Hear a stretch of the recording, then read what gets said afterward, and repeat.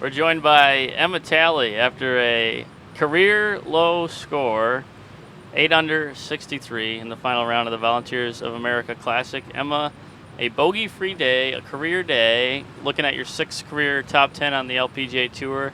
I would imagine this week, with the ups and downs of the weather and maybe a little bit in your game, turned out a lot nicer than you may have anticipated. Yeah, of course. I actually wore my birdie shirt today just to give me some luck, and I think it did give me some good luck today. Yeah, I started strong and I finished strong. The 2 rounds in the middle were kind of meh, but I'll take it for sure. You finished today in a flurry, 5 birdies over your last 6 holes, including a birdie at 17, the Aon Risk Reward Challenge hole. Where'd that come from? I think I was just on a mission a little bit. I kind of got in the groove with my putter on the last few holes, and I was hitting good shots. And for me personally, this last shot into the last green was huge for me. I told my caddy walking up to the 18th green, that right there was like meant so much to me because I have been struggling for really the last 6 months, and that meant a lot to me. So I feel like I'm back to being myself a bit. When you can look at just maybe the last year, you've had the last top 10 you had was at the 2020 Marathon Classic.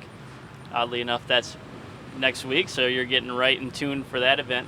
But when you can put together a performance like this and kind of find a groove on the course and maybe even off the course with the team that you have around you, how good does it feel? Oh, it feels so good. I just finally feel like myself again. For the last couple of years on the golf course, it's just been kind of hard to even want to play it sometimes, and I've definitely thought about maybe quitting at a few parts of it. So I knew though when I got my team around me that I could get through it, and I did. And like I said, this has been really fun, and I hope it continues. You mentioned a unique story of a family friend renewed today. Take us through who it was, what his name is, and the connection there. Yeah, one of my dad's friends from high school 50 years ago. They haven't talked since high school.